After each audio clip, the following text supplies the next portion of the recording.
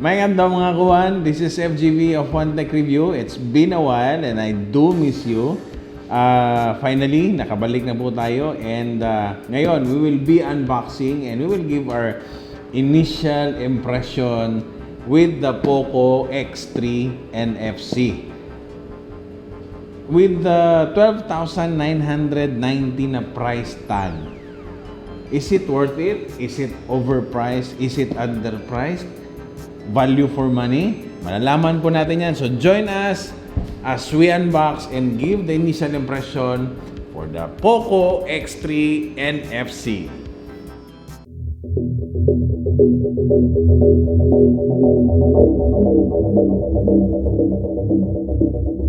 Ito yung box ng Poco X3. Kita natin sa harapan. Poco X3 NFC. Then meron din sila sa side with easy access to the Google apps you use most. Kasi nga, since this is a China brand, alam naman natin anong nangyari dun sa mga China brand na iba. Wala silang GMS. Tama, Google Mobile Services. So dito nilagyan nila is available yung Google Apps. Sa ilalim, kita natin, yung color na ginamit is may resemblance siya ng isang brand. Okay? Isang mobile phone brand. The color that we have is shadow gray. Meron din silang isang color yung tinatawag na cobalt blue. But yung nandito sa atin is shadow gray. The variant we have is the 6 gig na RAM with 128 internal memory. Meron din tong 6 gig na may 64 gigabytes internal memory. Meron din 8 gig na RAM at 128 na internal storage. So, let's open it.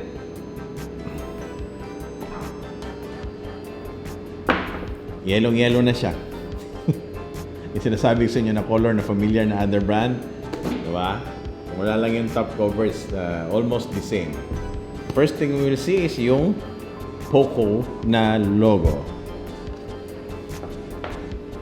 So, meron siyang small box. And sa small box is the first thing that you will see is yung pin. Siyempre, pag lalagyan natin yung SIM natin, kailangan ng SIM ejector pin. Cellophane. The usual paperworks, we have the user guide and the warranty card. Of course, meron siyang free na jelly case.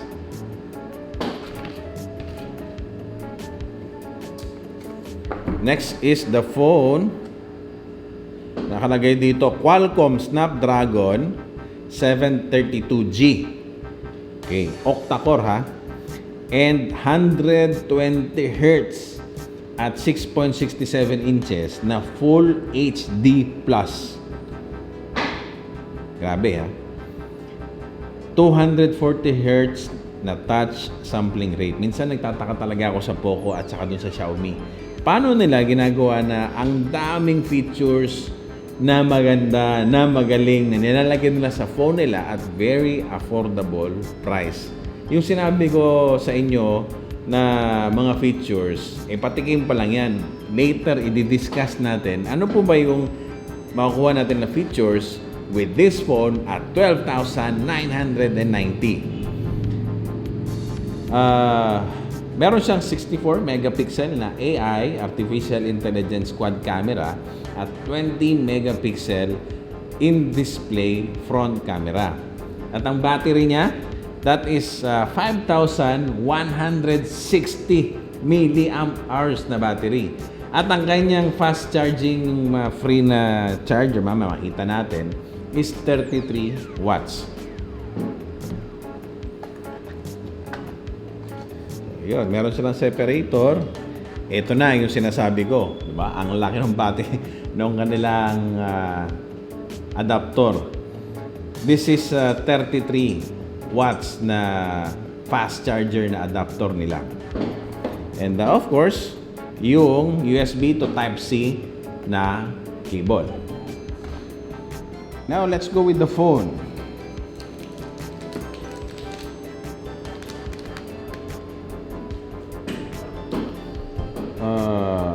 back, yung kanyang likod, it is made of plastic.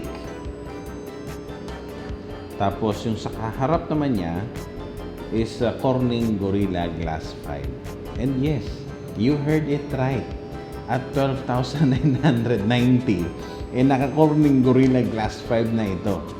Okay. Ang kanyang frame is aluminum. No? Aluminum yung kanyang frame. Hindi po plastic, kundi aluminum po. Another check na naman. Ang kanyang protection, it is IP53 already. Okay? So, yung IP53, ang ibig sabihin po nun is it safe ka sa dust at po dun sa water spray. It can survive. Tignan nyo yung other phone na kami, nag-review po kami ng phone. Kahit nga dun sa mga 15 na pababa na presyo, ang other brands, wala po siyang IP rating. But this phone, meron po siyang IP rating. Hindi ko po ina-highlight or gusto ko pong ito po ang piliin niyo, no? But based lang po dun sa nakita ko sa specs and sa paggamit po namin, ay na-appreciate ko po yung mga specs na nilagay dito ng Poco. Now, so tingnan natin sa baba. Now, let's start with the side. So, dito sa side, nandito yung kanyang volume rocker. Tapos, nandito yung nasa side yung kanyang this is fingerprint na scanner, at the same time yung kanyang power button. Sa ilalim, nandito yung kanyang speaker grill, yung kanyang Type-C port, at saka yung 3.4mm para sa kanyang head jack. At nandito na side is yung kanyang memory and SIM card na tray. Tapos sa taas is, and I wanna check kung meron ba siyang IR blaster. Hindi ko pa nasusubukan, pero parang meron siyang infrared na blaster, no? Sana wala, kasi kung may IR blaster pa, hindi, sulit na talaga. Okay, dual speakers po ito. At pag nakita nyo po yung, mamaya makikita natin yung score nito, yung LUFS na score nito. At nakita ko po na very good yung kanyang score sa kanyang speaker. Ngayon, yung likod niya, glossy. Kung papansin niyo, merong nakalagay na Poco, tapos may gradient dito na line, and then dito is smooth, wala. Plain siya. But ang problema lang sa mga ganitong finish is very friendly sa fingerprint, saka very friendly sa smudges. Okay? Kasi pwede naman yung matte, but this one is shiny siya. Kaya yun, very glossy. Kaya very friendly sa smudges. Okay. So let's turn it on. Yung kanyang display is IPS LCD. So, pag IPS LCD, alam naman natin, ilang beses na rin namin itong na-mention, na kapag IPS LCD, ang kanyang display, mabigat po talaga, i-compare po natin dun sa mga AMOLED. This way, mga around 215 grams or 7.58 ounce yung kanyang weight. Pero, meron din siyang downside. Yun nga po, pag naka-IPS LCD, is real, no? Close to reality yung kanyang color scheme. Makikita po natin. At kapag nabasag or mag-replace na ng LCD, mas mura i-compare po natin dun sa Super AMOLED. Now, naka-IPS LCD, meron siyang 120 Hz na refresh rate, at ang kanyang nits is nasa mga 450 nits. Also, naka-HDR10 na rin. Nung naalala ko, nag-review ako ng S21 Ultra, naka-HDR10 yung kanilang screen. So, meron siyang ganun na feature, etong Poco X3. Ang kanyang pixel density is at 395 ppi. The platform na ginamit dito is Android 10. So, alam naman natin na meron ng Android 11. Check natin kung pwede ba itong ma-upgrade. Pero yung kanyang OS is at naka MIUI 12 na siya. Ang chipset nito is at Snapdragon 732G. At ang kanyang GPU is yung Adreno 618. Mamaya titignan natin kung yung mga specs na nilagay nila, kakayanin ba nung kanilang GPU at saka nung kanilang CPU. Now, speaking of the camera, since quad camera nga ito, so at dun sa back, kita natin na observation ko lang, pag nilagay mo siya sa flat surface, so since makapal talaga siya, pag wala kang casing, ay alam, sa tingin ko mag-scratch yung kanyang glass. So I suggest, meron naman siyang free na casing, pero kung hindi yung gagamitin, immediately you buy yung casing for the protection ng lens. So yun, hindi talaga siya na-flat. Now, yung kanyang camera sa likod, quad camera siya. So meron siyang 64 megapixel and then wide.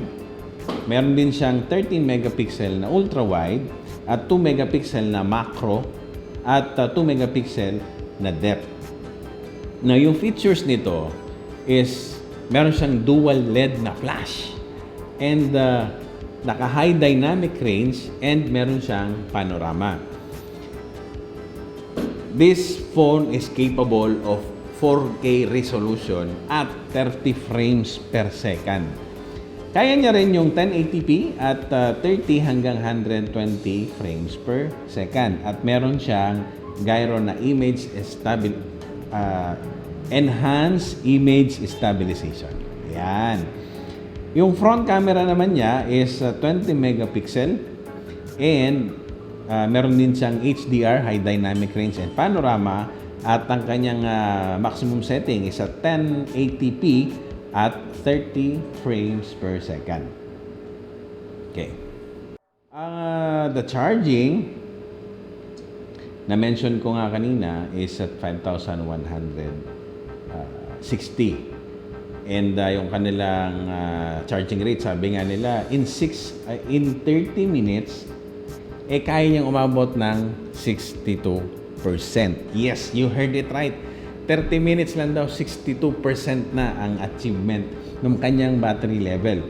Tapos, in 65 minutes, you can already achieve 100% na battery.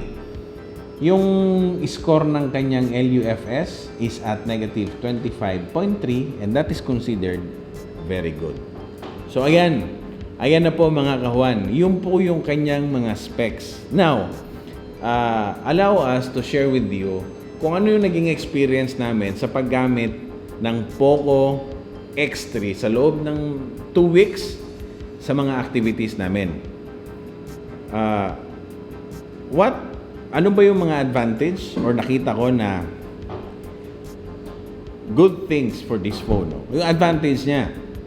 Now, since we are content creator, gumagawa po kami ng yung mga vlogs po namin, tapos gumagawa po kami ng mga reviews, hindi lang po ng mga cellphone, but other na mga subjects. So, we tested yung camera nito at ginamit po namin sa aming activities. So, syempre, pag content creator po kayo, ang pinaka-convenient po talaga para sa akin is meron po siyang 3.4mm na head jack. Bakit po? Kasi, yung aming ginagamit na isang unit is wala pong 3.4mm head jack. So, kailangan namin isaksak sa USB Type-C na port at kailangan pa namin ng adapter. Yung adapter na yon, kakabitan pa namin ng cable para dun sa ginagamit namin na wireless microphone, which is yung Rode. Tendency is, pag maglo-lowbat na po kami, hindi kami makapag-charge or we cannot do simultaneously yung activity namin. kasi nga isa lang po yung port. And then second, of course, the lesser yung adapter, the better po yung connection dito sa audio niya. Now, next thing that I appreciate with this phone is yung camera niya. Guys, sinabi ko sa inyo, ang ginagamit namin, aside from dun sa Canon M50, sa mga shooting namin, sa mga vlogs po namin, is we're using yung Note 10 Plus. And then, vis-a-vis, ginamit po namin tong Poco X3. So, we had our studio tour sa dalawang radio stations, and we used this phone para to capture the moments para po dun sa documentation namin. And then, we also use this when we shoot yung KTM. And then you can see the video, ilalagay po namin dyan sa description sa taas. Makikita po ninyo yung result.